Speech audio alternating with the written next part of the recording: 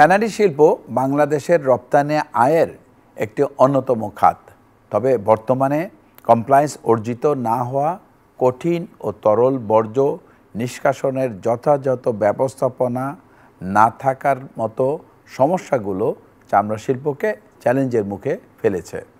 এ সকল কারণে এই শিল্পের পরিবেশগত মান ও রপ্তানি আয় আশানুরূপ নয়। একটি টেকসই ও পরিবেশ বান্ধব চামড়া শিল্প কিভাবে গড়ে তোলা যায় সে বিষয় নিয়ে আলোচনার জন্য উপস্থিত আছেন মোহাম্মদ জিয়াউল হক, পরিচালক, পরিবেশ অধিদপ্তর।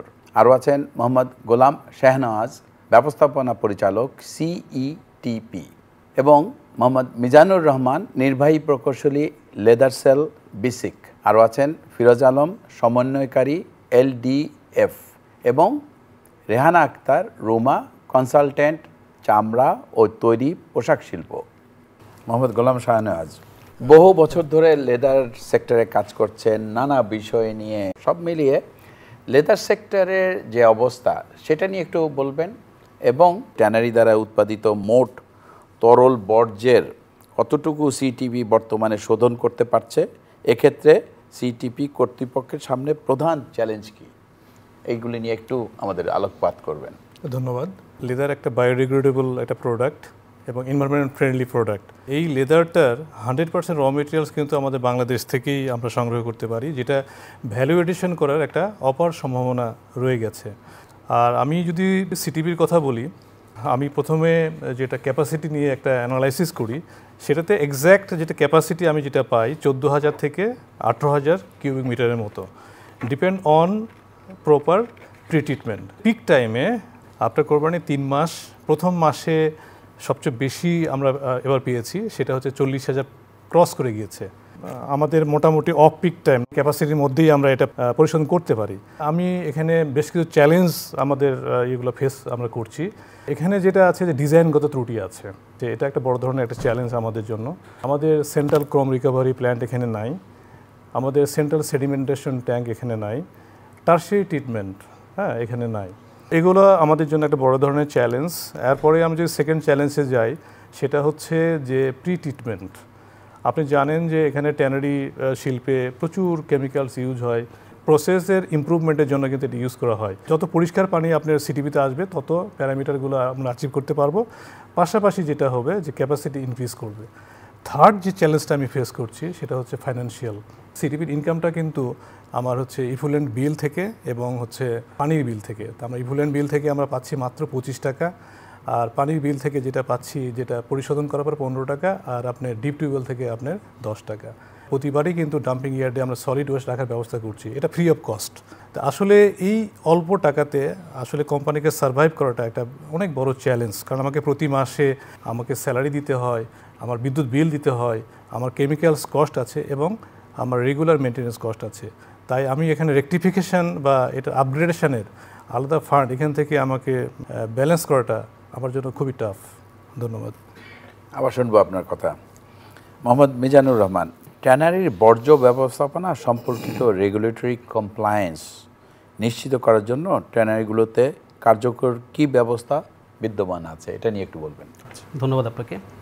আসলে আমরা সবাই জানি যে ট্যানারি শিল্পটা একটা অতি পলিউশন তৈরিকারী বা সৃষ্টিকারী শিল্প। সারা বিশ্বে এটা রেড, ইয়েলো এই ধরনের একটা ক্যাটাগরিতে ফেলা হয়, এবং এটার সবচেয়ে বড় চ্যালেঞ্জ হচ্ছে এটা থেকে যে বজ্রটা তৈরি হয়, এটা সলিড এবং ইফ্লুয়েন্ট দুই দিক দিকেই আমি বলবো, এটা ম্যানেজ করাটা খুবই চ্যালেঞ্জিং।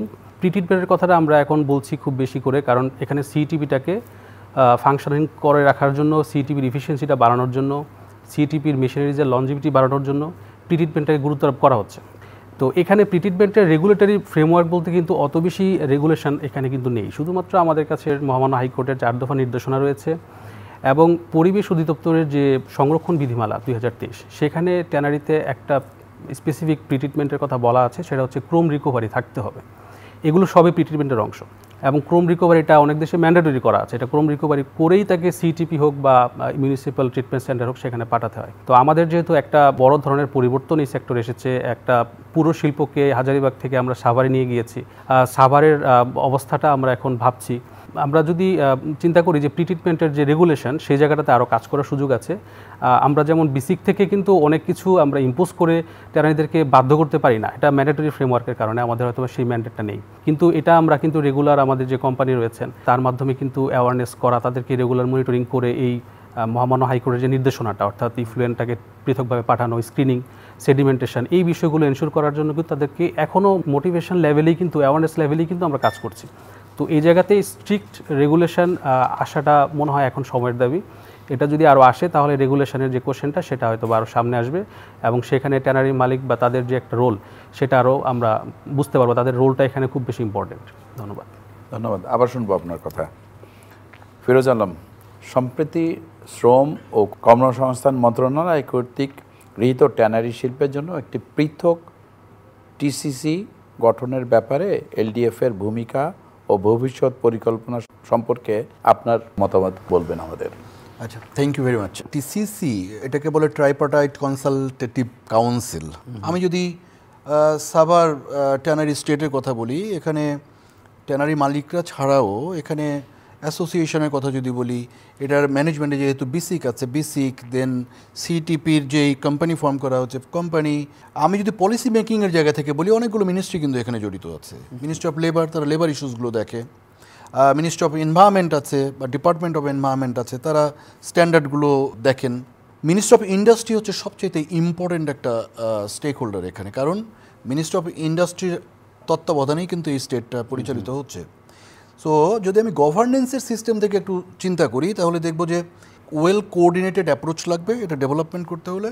ওই জায়গায় আমাদের কাছে মনে হচ্ছে একটু অ্যাবসেন্ট। দেন টিসিসি যদি ফর্ম করা যায় তাহলে কি এই কোঅর্ডিনেশনটা আর একটু বেটার হতে পারে কিনা।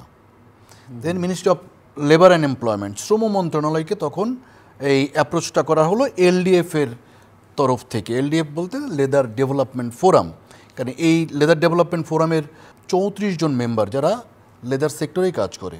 তো আমাদের একটা অপারেশনাল প্ল্যান যখন তৈরি করা হয় তখন সবাই মিলে বললেন যে টিসিসি ফরমেশন হলে আমাদের জন্য সুবিধা হবে। দেন এলডিএফ মিনিস্ট্রি অফ লেবারের সঙ্গে অ্যাডভোকেসি শুরু করলো যে আমাদের টিসিসি ফর্ম করবার ব্যাপারে, এবং মিনিস্ট্রির দিক থেকে এটা গ্রিন সিগন্যাল দেওয়া হয়ে গেছে এবং ওনার্স অ্যাসোসিয়েশনগুলোদেরকে একটা মতামত চেয়ে চিঠি পাঠিয়েছে এবং সবাই মতামত দিয়েছে। লেবার রিফর্ম কমিশনেরও সুপারিশ গেছে যে টিসিসি সেক্টর ভিত্তিক হতে হবে, ন্যাশনাল টিসিসি দিয়ে সবাই বেনিফিট পাবে না। তো সেক্টর ভিত্তিক হলে বেনিফিটটা বেটার পাওয়া যাবে।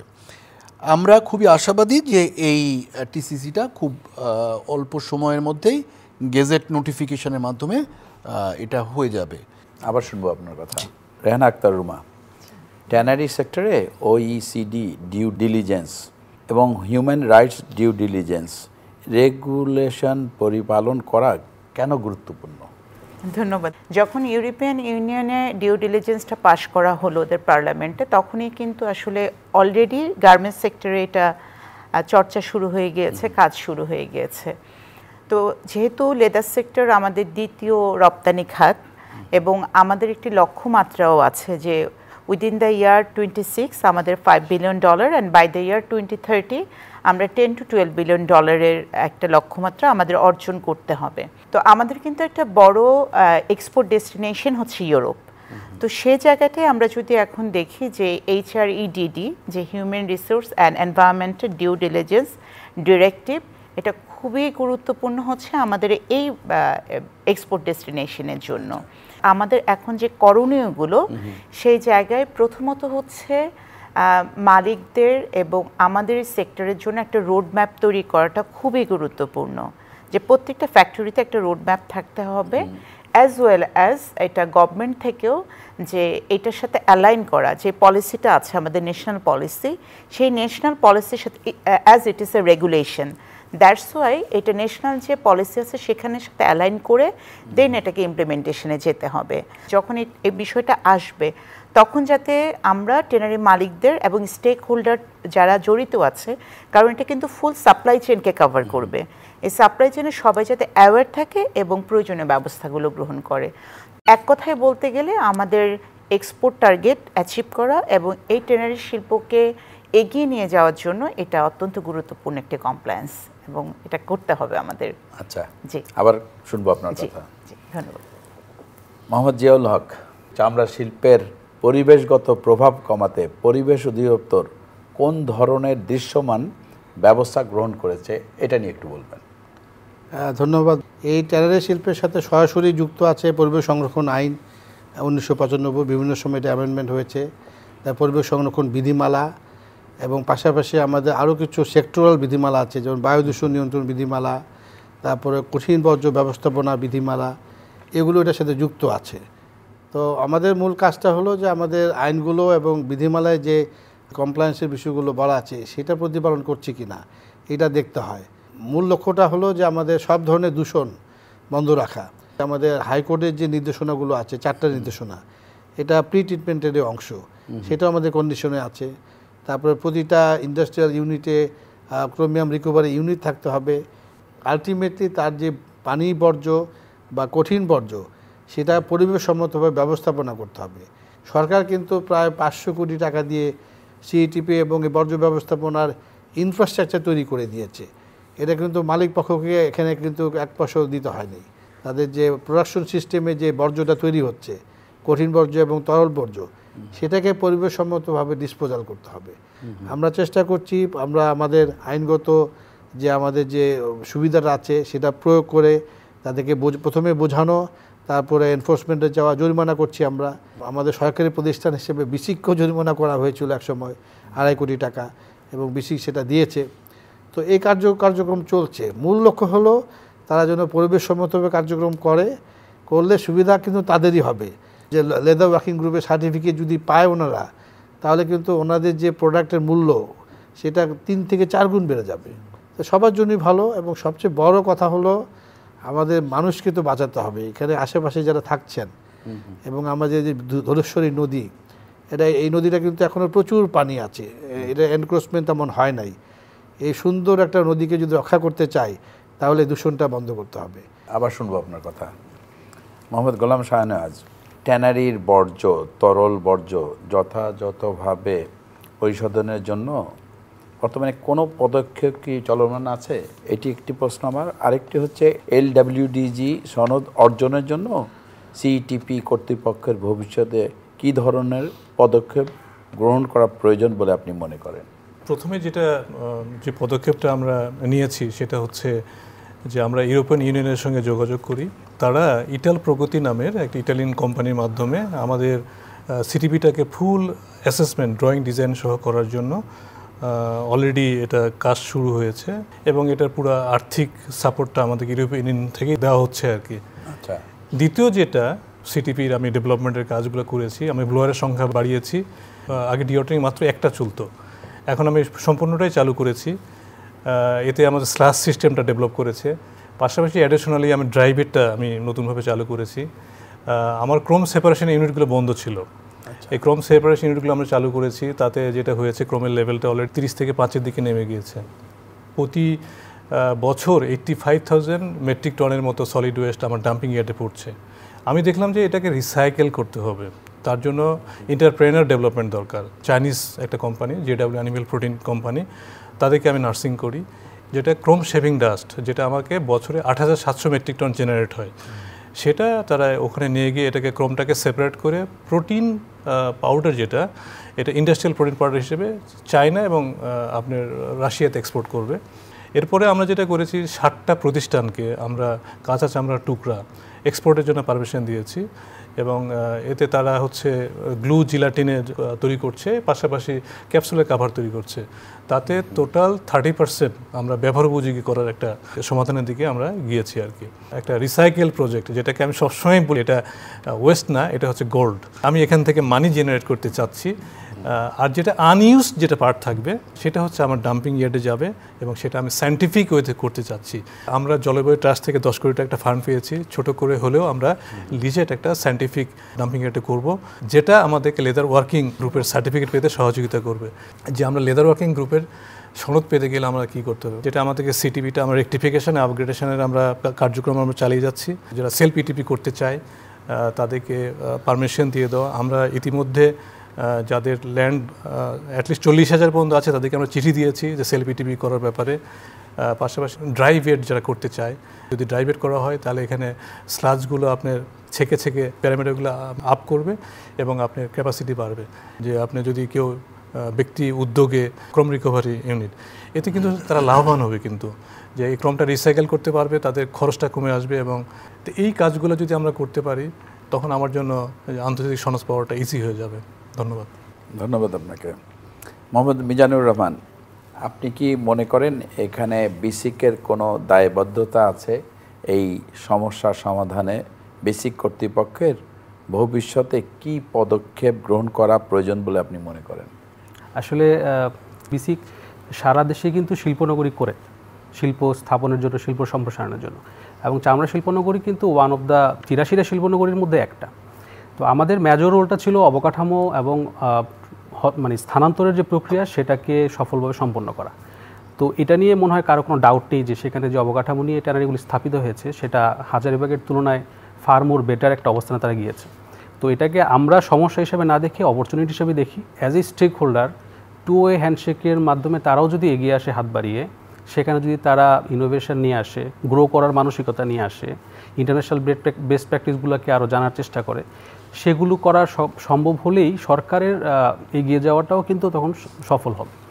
আরেকটা বিষয় হচ্ছে যেটা প্রি ট্রিটমেন্টের ক্ষেত্রে কিছু মানে চ্যালেঞ্জ এক্সিস্ট রয়ে গেছে, কিছু ন্যারেটিভস এখানে আছে যে তারা এখানে স্পেসের জন্য করতে পারছে না। তো আজকে বলছি যে অন্তত 1-2 বছরের মধ্যে কিছু এক্সাম্পল আপনারা দেখতে পাবেন যেখানে স্পেসের কনস্ট্রেন্টটা যে আসলে কমপ্লায়েন্ট ইন্ডাস্ট্রিতে ট্রান্সফর্ম করার জন্য কোনো ব্যারিয়ার না।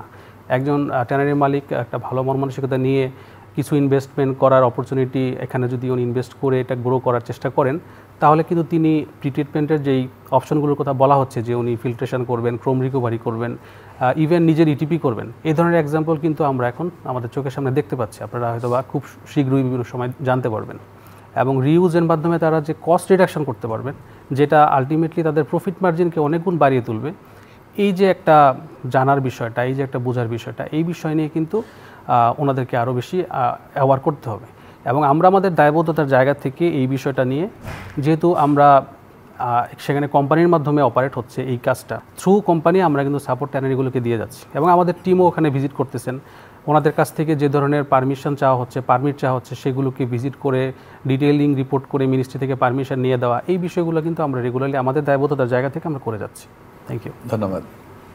ফিরোজ আলম, চামড়া শিল্পের বিদ্যমান সংকট উত্তরণে এলডিএফ প্ল্যাটফর্ম থেকে অ্যাডভোকেসি কার্যক্রম কিভাবে আপনারা পরিচালনা করছেন? অ্যাডভোকেসি আসলে আমরা এলডিএফ থেকে ইস্যু বেস করবারই চেষ্টা করি। ইস্যুগুলো কি সেটা আগে এলডিএফের যারা মেম্বার আছে তাদের মিটিংয়ে অথবা আমাদের যে ওয়ার্ক প্ল্যান আছে সেখানে কিছু সেট করা আছে। সো বিভিন্ন অর্গানাইজেশন যারা কাজ করছে আমরা চেষ্টা করছি কালেকটিভলি এইখান থেকে কিছু ইস্যু বের করবার, যেটা পলিসি মেকিংয়ে অ্যাড্রেস করবার প্রয়োজন আছে। যেমন আমাদের কোর প্রবলেম নিয়ে যদি আমরা কথা বলি তখন কিন্তু আসে যে ইন্টারন্যাশনাল মার্কেটে আমাদের কম্পিটিটিভনেস যেটা, সেখানে আমরা পিছিয়ে থাকছি। এলডব্লিউজি একটা সার্টিফিকেশন, এরকম আরও সার্টিফিকেশন আছে ইন্টারন্যাশনালি। ওই সার্টিফিকেশনগুলো পাওয়ার ক্ষেত্রেও আমাদের দেখা যাচ্ছে যে এনভায়রনমেন্টাল কমপ্লায়েন্স একটা, আরেকটা হচ্ছে সোশ্যাল কমপ্লায়েন্স। তো আমাদের অ্যাডভোকেসি এখন পর্যন্ত যেটা হয়েছে সোশ্যাল এরিয়াতে বেশি আসছে। সো মূলত এই অ্যাডভোকেসিগুলো এলডিএফ যেভাবে করে, কিছু আছে একদম স্পেসিফিক ইস্যু ধরে, কিছু আছে যেগুলো ইমপ্লিমেন্টেশন করতে গিয়ে কিছু আসে, তখন সেটা নিয়েও আমরা পলিসি মেকিং ইস্যুতে যাই। স্পেশালি আমরা ইন্টার মিনিস্ট্রিয়াল যে কোঅর্ডিনেশনস, সেখানে আমরা চেষ্টা করছি যে আর একটু বেটার কোঅর্ডিনেশন যেন হয়। এটাও পার্ট অফ অ্যাডভোকেসিকে এটা কিন্তু আরও বেশি স্ট্রেংথেনিং করবে। আমি যদি এটার এক্সপোর্ট ডাইভার্সিফিকেশনের কথাও চিন্তা করি, নতুন মার্কেট যদি আমি এক্সপ্লোর করবার কথা চিন্তা করি, সেখানেও কিন্তু তাদেরও রোল আছে। তো সবগুলোকে মিলে একটা কালেকটিভ এফোর্ট দরকার। আশা করছি আমাদের সবার মধ্যে সেই রিয়েলাইজেশনটা আসবে এবং কালেকটিভলি আমরা এটা যদি কাজ করি, এই সেক্টরের অপার সম্ভাবনা আছে। শুধুমাত্র আমাদের একটু সামনের দিকে দেখা এবং সবাই মিলে কাজ করা এবং আমাদের চ্যালেঞ্জগুলোকে ওভারকাম করা। ধন্যবাদ। রেহানা আক্তার রুমা, একটি সবুজ এবং টেকসই চামড়া শিল্প গঠনের জন্য কোন কোন বিষয়ের উপর জোর দেওয়া উচিত? এখানে প্রথমে বজ্র ব্যবস্থাপনা, it's a very vital factor for green industry or আমরা যদি বলি যে পরিবেশ বান্ধব চামড়া শিল্প নগরী গড়ে তোলার জন্য। এবং এই জায়গায় একটা বড় বিষয় অ্যাড করতে হবে, যেটা টেকনোলজি। শিল্পনগরীগুলোই তো কিন্তু একটা পর্যায়ে গিয়ে আমাদের এই জেনারেশন টু জেনারেশন আমরা ক্যারি করব। তো ওই জায়গায় আমরা 3R 5R যেমন রিডিউস, রিউজ এবং রিসাইকেল, এই রকমের যে মেকানিজমগুলো আছে, এই মেকানিজমগুলোতে যত আমরা অভ্যস্ত হব ফ্যাক্টরিগুলি ইন্ডিভিজুয়ালি, তত কিন্তু আমরা এটা সুফল পাবো। এই জায়গাটা আমরা এই টেকনোলজিকে নিয়ে আসতে পারি। সিটিপি পরিচালনার জন্য একটা উন্নত মানসম্পন্ন টেকনিক্যাল পার্টনার আমাদের লাগবে, এবং বেস্ট প্র্যাকটিস যারা করবে যে টেনারিগুলো, সে জায়গায় গভর্নমেন্টের একটা বড় ভূমিকা আছে, যে তাদেরকে চিহ্নিত করা, তাদেরকে প্রণোদনা দেওয়া, এবং কর সুবিধা হতে পারে অন্যান্য জায়গাগুলোতে। এই যে বর্জ্য থেকে আমরা যে অন্য ওয়েলতে যেতে পারি, যে ফ্ল্যাশিং থেকে ট্যালো যেটা হয় সেটা সাবান ফ্যাক্টরি, বিভিন্ন পেইন্টিং ফ্যাক্টরিতে ইউজ হয়। বাফিং ডাস্ট থেকে, শেভিং ডাস্ট থেকে আমাদের ওটা বাই প্রোডাক্ট তৈরি হয়ে যাচ্ছে। এখানে আরও কয়েকটা বিষয় আছে, আমাদের একটা জব ক্রিয়েশন হচ্ছে, পাশাপাশি কিন্তু আমাদের এন্টারপ্রেনিউর ডেভেলপমেন্টও হচ্ছে। অর্থাৎ এই বর্জ্যটাই কতভাবে আমাদের 360 ডিগ্রি অ্যাঙ্গেলে কিন্তু আমাদের একটা উপকার করছে। তো প্রথমত বর্জ্য ব্যবস্থাপনা, পরিবেশগত কমপ্লায়েন্স, এবং আমরা বলবো যে টেনারি স্টেটের শাসন ব্যবস্থা এবং জবাবদিহিতা। তারপরে প্রয়োজন এখন HREDD যে কমপ্লায়েন্সের কথা আমরা বলছি, ন্যাশনাল লগুলোও যদি আমরা প্রতিপালন করি, আমরা কিন্তু 70 to 80% কিন্তু আমরা পালন করার মধ্যে দিয়ে আমরা আন্তর্জাতিক মানদণ্ডেও আমরা উপনীত হতে পারবো। তো ওভারঅল HRDDর যে 12টা গ্রিন ডিল ফ্যাক্টরির জন্য যে সাপ্লাই চেনের যে 12টা প্যারামিটার আছে, ওটা কাভার হয়ে গেলেই কিন্তু আমরা তখন একটা যে মানসম্মত সবুজ ফ্যাক্টরির কথা বলছি। আমাদের দেশে যদি গার্মেন্টসে প্ল্যাটিনাম এত ফ্যাক্টরি থাকতে পারে, লেদারেও কিন্তু এটা সম্ভব। আসলে চামড়াকে আমরা যে দ্বিতীয় রপ্তানি খাত বলছি, এই সেক্টরটাকে নিয়ে আমরা রপ্তানি লক্ষ্যমাত্রা অর্জন করতে পারবো, এবং চামড়া শিল্পের অবশ্যই একটা সুন্দর দিন আসবে। ধন্যবাদ। মোহাম্মদ জিয়াউল হক, আপনার কাছে শেষ প্রশ্ন, এবং আপনার কাছ থেকেই আশার বাণী শুনতে চাই। পরিবেশগত আইন কিংবা পরিবেশ বিভাগে কি কোনো আইনগত প্রাতিষ্ঠানিক ফাঁক রয়েছে বলে আপনি মনে করেন? এই ফাঁকগুলি দূর করতে আপনার কোনো সুনির্দিষ্ট পদক্ষেপ নিচ্ছেন কি আপনারা? আসলে আমাদের এই কমপ্লায়েন্সটা হচ্ছে কি না, এটা কিভাবে বুঝবো? এটার জন্য মনিটরিং ছাড়া আর কোনো উপায় নেই। কমপ্লায়েন্স মনিটরিং, এই মনিটরিংয়ের ক্যাপাসিটি যত বাড়বে, সক্ষমতা যত বাড়বে, তত কমপ্লায়েন্সটাও বাড়বে, এবং রেগুলেটরি যে এনফোর্সমেন্ট রেগুলেশন, সেগুলো প্রয়োগ করতেও সুবিধা হবে। তো আমাদের এখন চেষ্টা থাকবে, এবং আমরা চেষ্টাও করছি আমাদের মনিটরিং ক্যাপাবিলিটিটা বাড়ানো। সেই ক্ষেত্রে প্রতিটা ইন্ডাস্ট্রিতে গিয়ে গিয়ে দেখা কিন্তু অনেক সময় সম্ভব হয় না। এই সেন্ট্রাল ইটিপি যে ডিসচার্জ করছে, তার আউটলেট দিয়ে কী বের করছে, সেটা কিন্তু আমরা আমাদের অফিসে বসেই দেখতে পারি।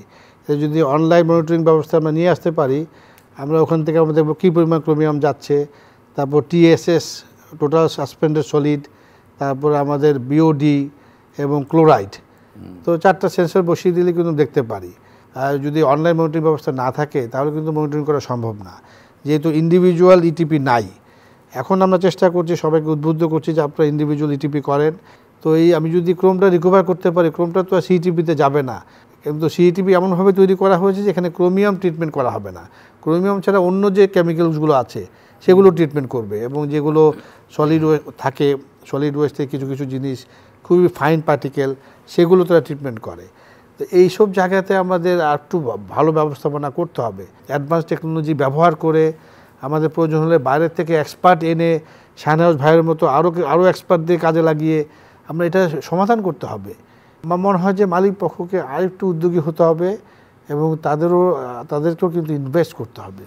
এবং পরিবেশ মন্ত্রণালয়, পরিবেশ অধিদপ্তর আমাদের পক্ষ থেকে যে সাপোর্ট দেওয়া প্রয়োজন, টেকনিক্যাল সাপোর্ট, যেমন অলরেডি 10 কোটি টাকা আমাদের মন্ত্রণালয়ের ট্রাস্ট ফান্ড থেকে দেওয়া হয়েছে, প্রয়োজনে এটা আরও দেওয়া যাবে।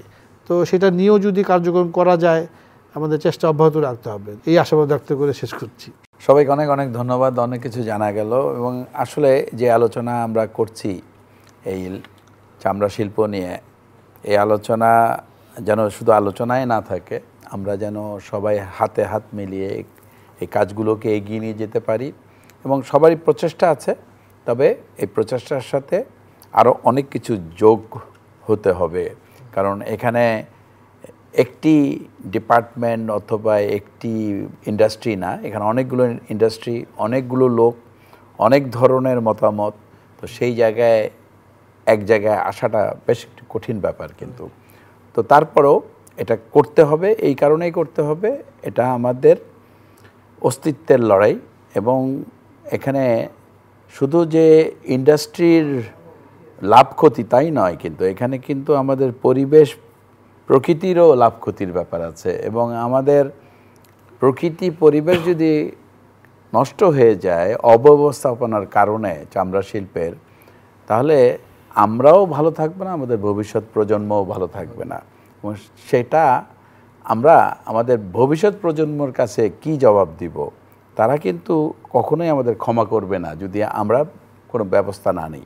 শুধু দর্শক, সামাজিক ও পরিবেশগত কমপ্লায়েন্স অর্জন, যথাযথ বর্জ্য ব্যবস্থাপনা, শ্রমিকের স্বাস্থ্য সুরক্ষা, ন্যূনতম মজুরি বাস্তবায়ন, সেই সাথে এই শিল্পের রপ্তানি বৃদ্ধি এবং আন্তর্জাতিক বাজারে প্রতিযোগিতার সক্ষমতা ধরে রাখতে মালিকপক্ষ, সরকার, ট্রেড ইউনিয়ন ও অন্যান্য অংশীদারদের একসঙ্গে কাজ করা জরুরি। এই আশা নিয়েই শেষ করছি আজকের অনুষ্ঠান। আপনারা সবাই ভালো থাকুন, সুস্থ থাকুন।